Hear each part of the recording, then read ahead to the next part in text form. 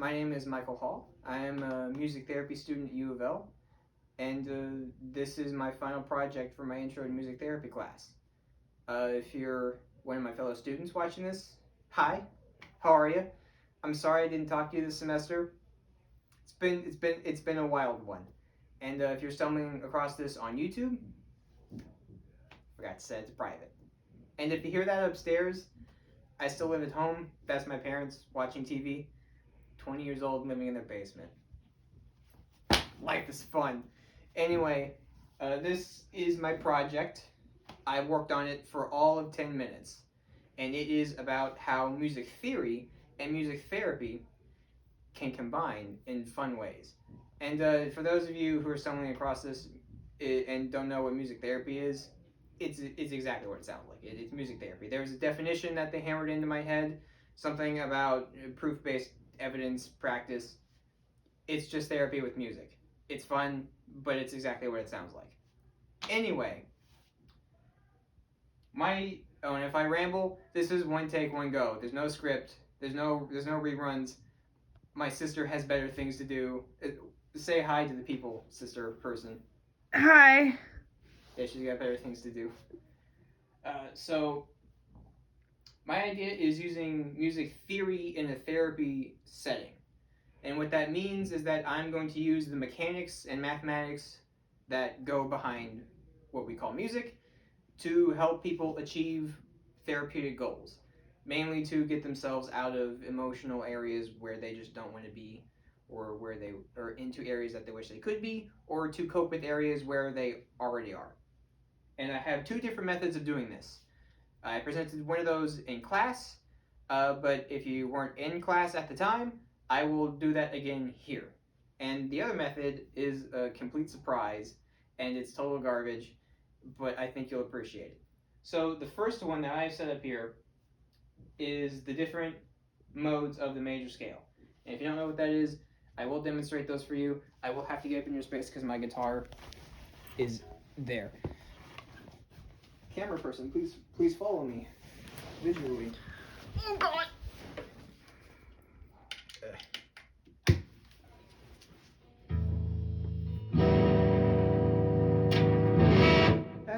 That's the amount of distortion I wanted to get. So, most of the music that you're going to hear in life is based off the major scale. It's very happy, it's very uplifting. We get that by going to the note C and just doing all of the natural notes. The same effects can be achieved if we go to A, but that gets us to the minor mode.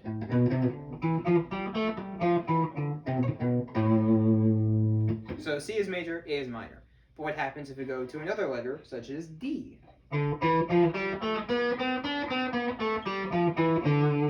We get the Dorian mode.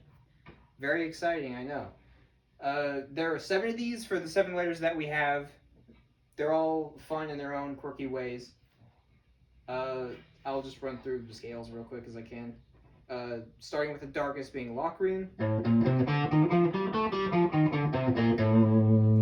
Then going up to Phrygian. Then minor. Then Dorian. Then Mixolydian. Then major. Then my favorite, Lydian. These are the 7 modes of the major scale. They go up in brightness as you go. The idea that I have, because I'm going into music therapy, is how can I use this to help my patients and clients? Well, a lot of what we do in music therapy, at least from what I have seen, is mainly getting control over your being using music. And a big part of that is emotions, because emotions are pretty hard to control sometimes, you know, especially this year. So I've developed a therapeutic practice of my own.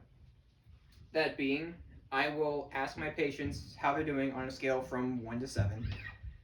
Hopefully they won't pick 1, but you know, life ain't fair sometimes. So let's say they pick 3. minor.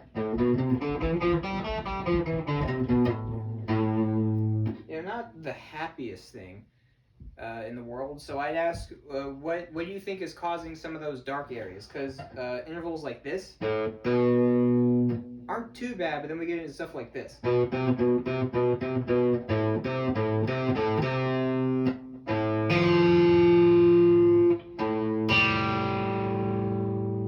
Those are some pretty dark spots. We still have nice moments of power and brightness,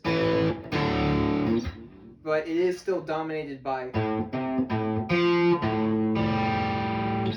areas like that. So I would ask, what do you think you would like to see happen that could change that? And I would say, oh, I would like to do this. And I go like, oh, so your life would sound more like this.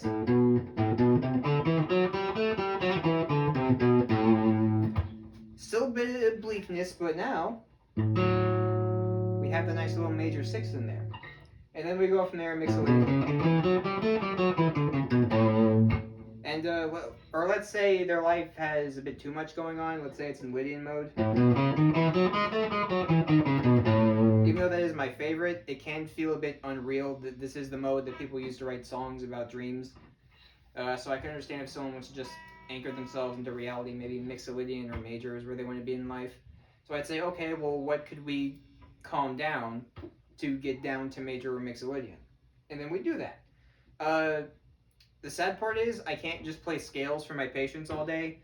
It'd be a pretty boring and unfulfilling session if I did that. So there are two main methods of implementing this idea.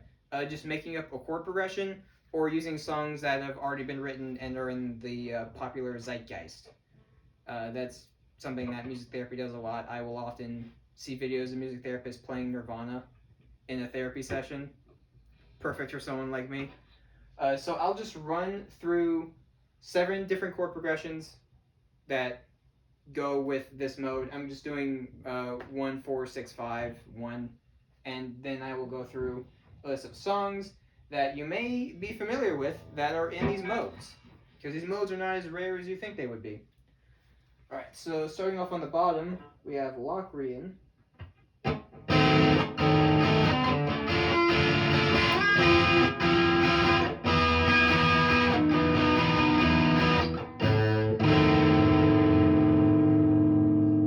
So not the best thing going on. But we'll move up from there to Phrygian.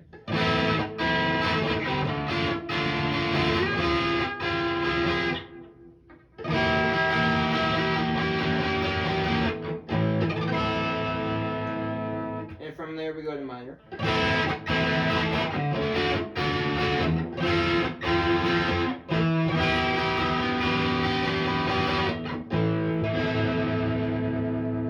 And then move on to Dorian.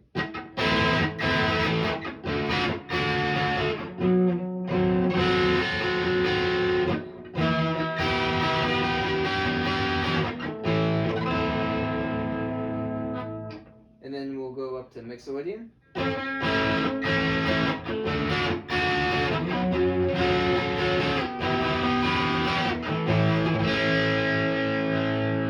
And then everybody's favorite, major. And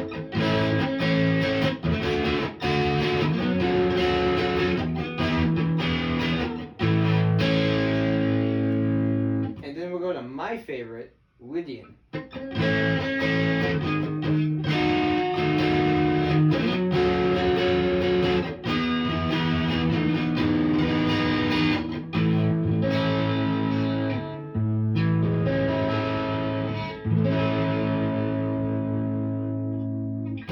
So that's what a random chord progression would look like in one of these modes.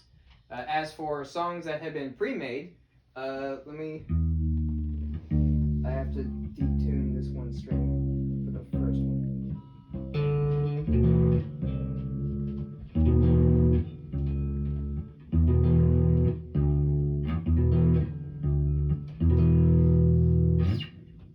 So some of these songs you may be familiar with, some of them you may not be familiar with. If you're not, fix that. These are all great songs, especially to use in a therapeutic setting, but just to listen to in general.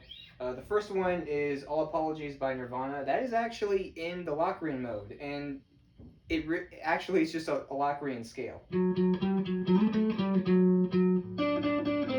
That's all it is.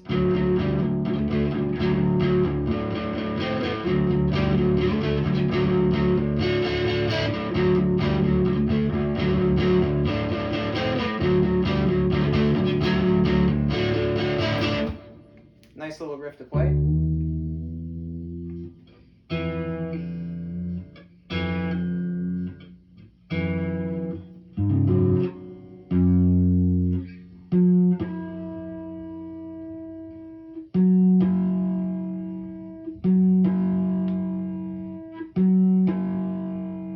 It's true what they say about lute players. They spend half their life tuning and half their life playing out of tune.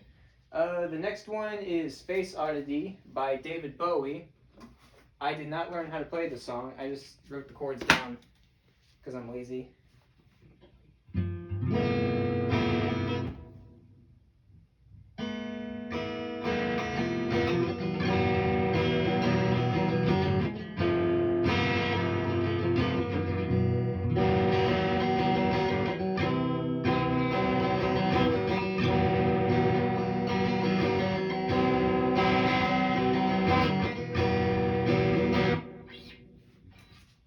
The sad boys in the audience. Oh, by the way, that was Phrygian.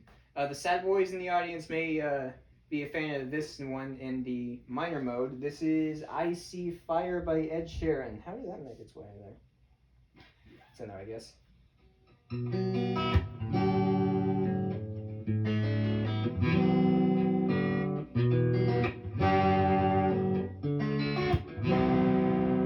Goes something like that. I'm still out of tune.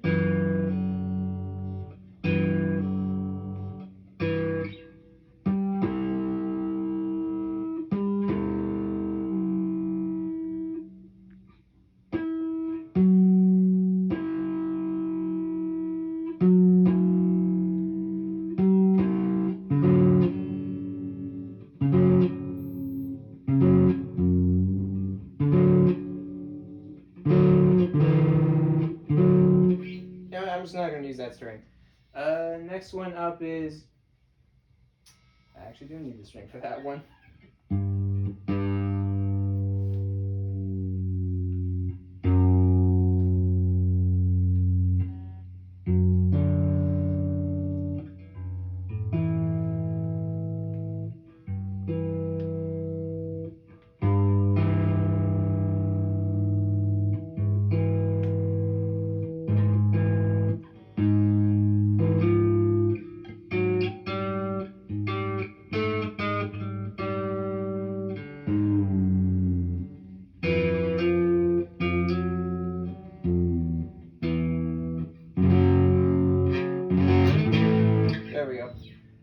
This one I was a fan of in high school for the Dorian mode. It is Boulevard of Broken Dreams by Green Day.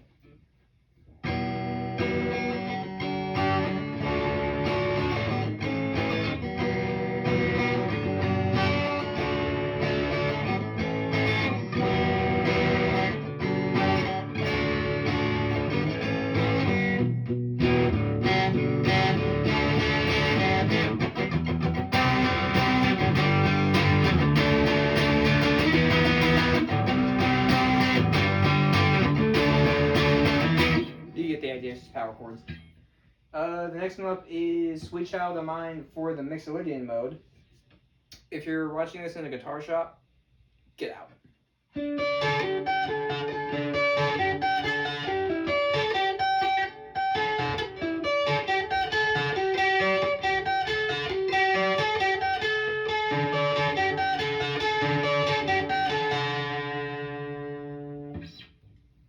Next one up is Kaleidoscope Eyes by Panic at the Disco for the major mode.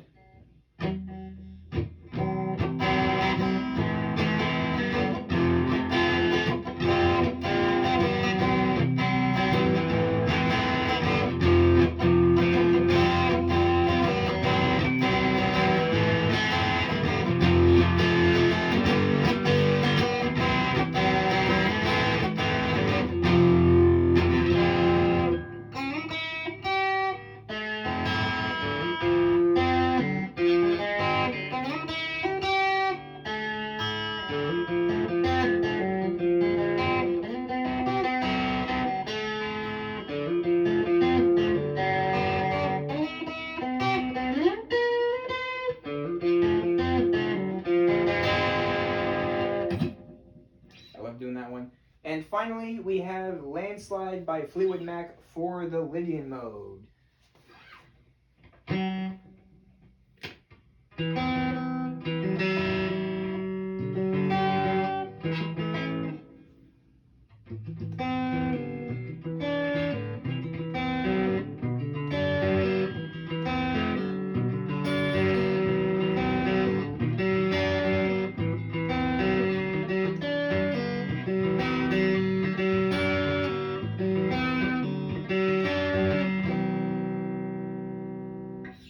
So it's a nice little compilation of things there. It's a nice therapeutic practice. You know, if a patient is feeling all the way down in all apologies territory, it'd be nice to be able to play familiar songs and work their way up emotionally to, I don't know, maybe Sweet Child of Mine, Kaleidoscope Eyes territory.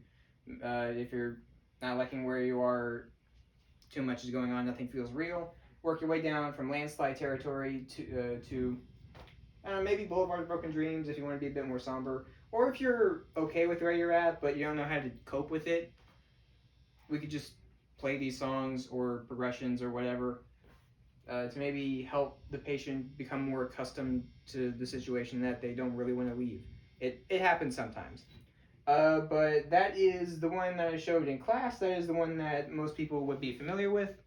The next one that I have planned is something I did not show in class because I made it up on the spot. And that is Jazz Harmony. I will be right back.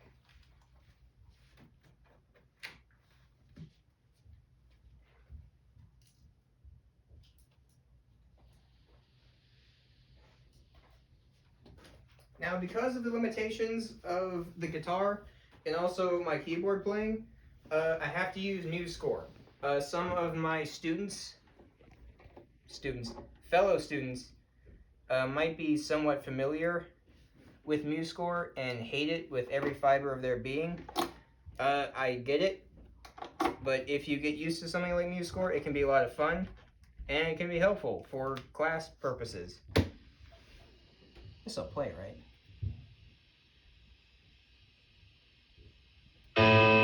It will. Okay. So, this one doesn't really have anything to do with emotions. It has to do with stress. Because I think we can all agree, especially in 2020, that stress is a big part of 21st century life. Everything we do is baked in stress. In fact, one of the most common reasons people go to therapy is because they're stressed. So I came up with 9 different tiers of stress that relates to music.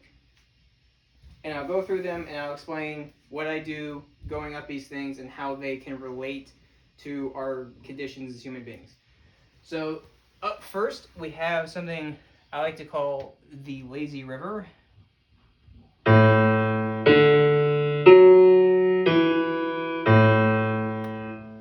Pretty self-explanatory. It's just a one-note melody. It could be any note, any key, doesn't matter. As long as it's as simple as one note.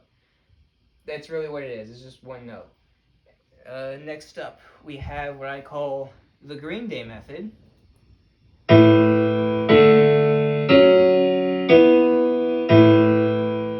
It's all power chords. It's all root fifth power chords. That I love Green Day, but that's all they do. That's what they do. They do it well, apart from that last album, but that's what they do. It's just root 5 power chords. The next up is the old boring way.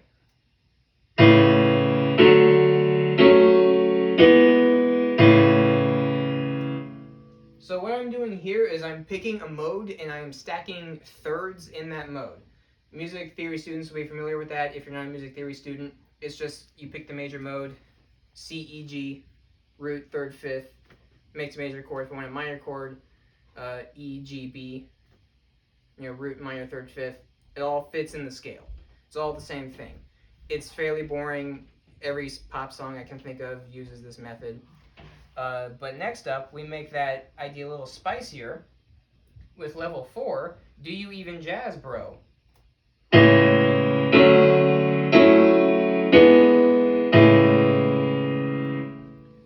This one's a bit spicier. I'm taking that root, third, fifth idea and I'm adding a 7th in there. A 7th, it's stacking up those odd numbers of the scale, 1, 3, 5, 7. Fairly self-explanatory. Just take whatever scale you're using, stack on another third. Simple. But from there, we move on to level 5, which is something I like to call use all of the notes.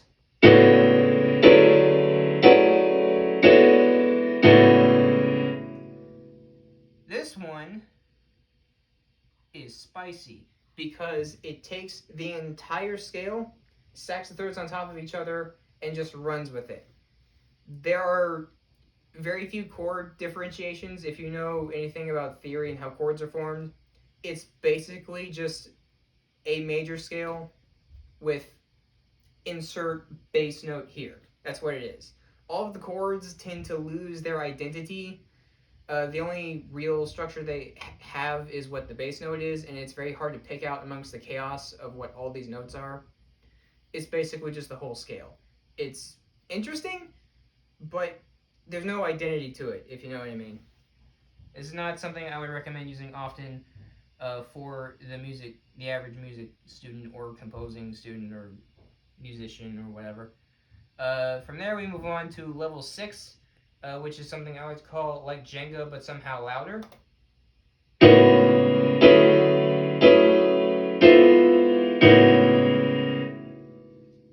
This has the same idea as the stacking thirds, but instead of stacking thirds based off the scale, I'm now stacking thirds regardless of key. We're now moving out of tonality and into chromaticism.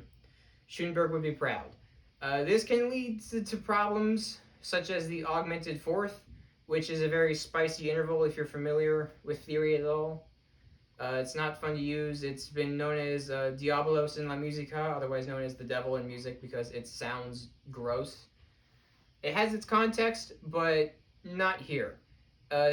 Whereas the last level was stable, this is now unstable. It's less structured, it's less cohesive, there's less things tying it together. But at least it's not level 7, which is called Music for Aliens.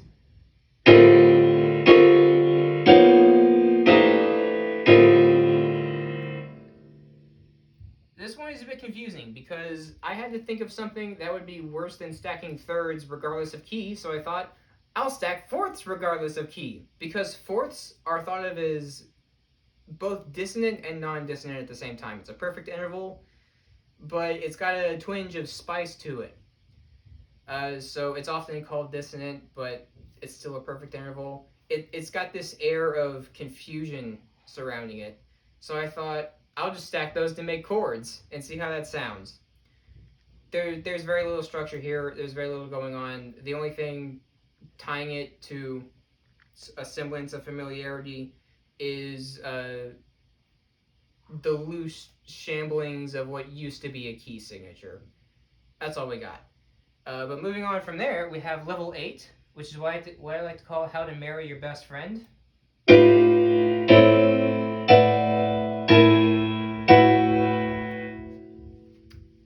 I'm just making random chords up. The only thing they have in common is the fact that I put A in the bass. A is the key I've been using this whole time. It's the thing I'm grounding these chords in. It's insert chord name here over A. The only thing tying these chords to reality is the bass note. That's all they've got. They're hanging on by a thread.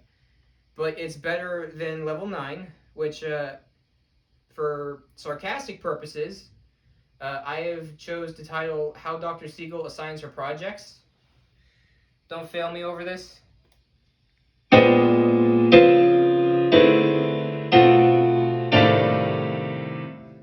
How does Dr. Siegel assign her projects? Just do whatever you want. Do whatever you want. It doesn't matter what you do. Look, you're the one that assigned this to me. You gave me no guidelines besides it has to do with music therapy. That's what you said. If you fail me over this, it's your fault. So I'm doing whatever I want. It doesn't matter. It does not sound good. It's not supposed to. I'm doing whatever I want. There are no rules. There's no anything. What does this have to do with music therapy? Well, I'm glad I asked, because no one asks. Step 1, lazy river. Unfulfilled. There's one note.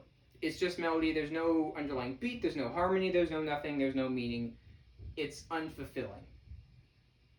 So if someone were to start off on this level, they're coming to me because they feel unfulfilled in life. There's not a lot going on. The most they could say they have is a cat. I've been there. Everyone's been there.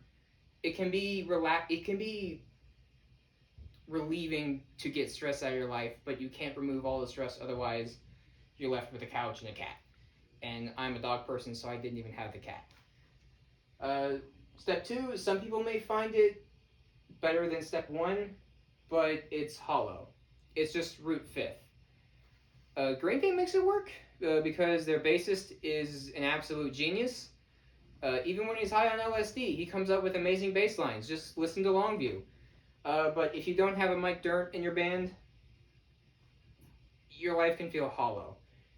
It may be fulfilling and it may be structured, but it's still hollow. Then we move on to level 3, the old boring way, which it's old and boring for a reason. We use it a lot because it works. It's simple and structured. There's not a lot of stressors going on. There's just structure. It sounds a bit bland, and it's fine for some people, but some people may want level 4, those nice little 7th chords. It's structured. It's not simple, but it's active, and that's what some people are looking for. And that's the thing that I like about this thing that I made up, if I can toot my own horn, is that it can cater to what other people need from life. Because some people are content with having little, some people need a bit more action. Some people may even like the lazy river. I don't know. There's doomsday preppers. They exist. They're happy, I think. But level 5 is where we want to start avoiding going up in levels. Use all the notes, stacking the thirds. There's too much going on. It's complex. It's still structured, but it's a bit complicated. Level 6 is where things start to lose their structure. There's a semblance of structure, but things have started to become chaotic. At level 7, things become disorienting. There's still structure. It's loose, but now it's chaotic and disorienting. At level 8, the structure is gone. The only thing that is grounding you to reality is just this little lone bass note at the bottom of every key. You're hanging on by a thread, literally. And at level 9, you're completely lost. I haven't been there in life yet, but if no one was, then therapists wouldn't really be a thing. It's easy to get lost in life, especially in this century, especially in the year that we're in. Life ain't always fun. And sometimes it's how Dr. Siegel assigns her projects. Not that I didn't have fun. I'm using this as an allegory. But I'd be lying if I didn't say it was disorienting trying to find something that would work for this project. I'm glad I did. I'm glad I worked my way down to level 4 there. But it didn't change the fact that I had no idea what to do in this project. And this is just a project. Like, there are people who this is their entire lives. So if they come into me with level 9, I say, okay, well, how do we get you out of this area of being lost? Let's find a key to ground you in. Let's find a bass note to ground you in. All right, we done that? All right, let's move on. Let's put some structure in there. But it's still chaotic and disorienting, so let's make it less disorienting so you can find your way out of the chaos. Did we do that? Great. Let's get rid of the chaos. It's still complicated, but we're structured now. And once you move down to level 4, you're active and structured. You removed all of these useless negative things from your space. Not that you've removed negativity. I'm going to get rid of this buzzing that this amp is making. I need to trade up. You've removed all the needlessness. Not that there's not negativity. There's always going to be negativity. But the purpose and the meaning and the joy has overcome it because we've gotten to a place of jazz. And if jazz isn't your thing, 1, 2, and 3, they might be. It's for whoever. And you know what? Someone may even use all the notes. It can be interesting. I'm intrigued. But I'm more of a jazz person anyway. Both in music and in life. I don't know how to end this. I'm not a YouTuber. That's my idea. Don't fail me. Sibling person, stop holding the camera.